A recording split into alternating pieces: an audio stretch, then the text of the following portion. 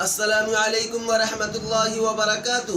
عزیز دوستوں، ایک وہ شفقت ہے جو والدین کو اولاد سے، استاد کو شاگرد سے اور بڑوں کو چھوٹوں سے ہوتی ہے، مگر یہ شفقت مشروط ہے اطاعت پر۔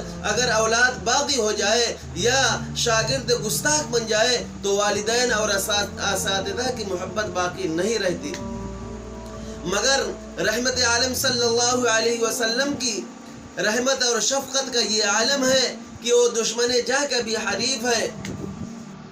مگر رحمت عالم صلی اللہ علیہ وسلم کی شفقت کا یہ عالم ہے کہ وہ دشمن جاں کا بھی چارہ گر ہے، وہ حریف پر بھی شفیق ہے اور غالب آ کر بھی صلح و آشتی کا آرزو مند ہے، جس کے انقلاب میں قہر و انتقام کا کوئی تصور نہیں بلکہ عفو و درگزر کی باتیں ہیں۔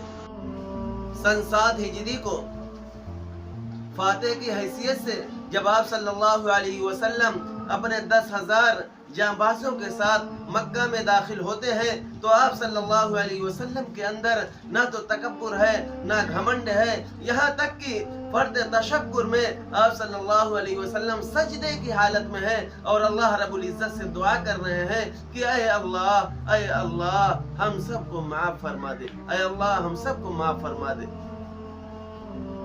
اسی موقع پر آپ صلی اللہ علیہ وسلم کے ساتھ حضرت اسامہ رضی اللہ تعالی عنہ اونٹنی پر سوار تھے۔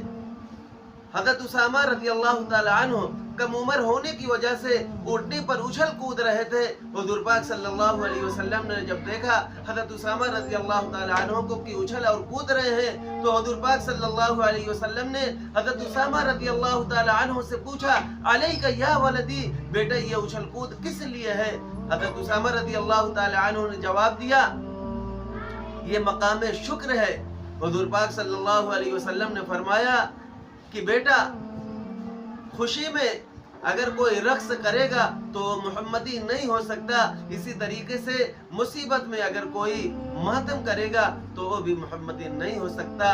اسلام نے ان تمام جہالت کی چیزوں کو مٹا دیا۔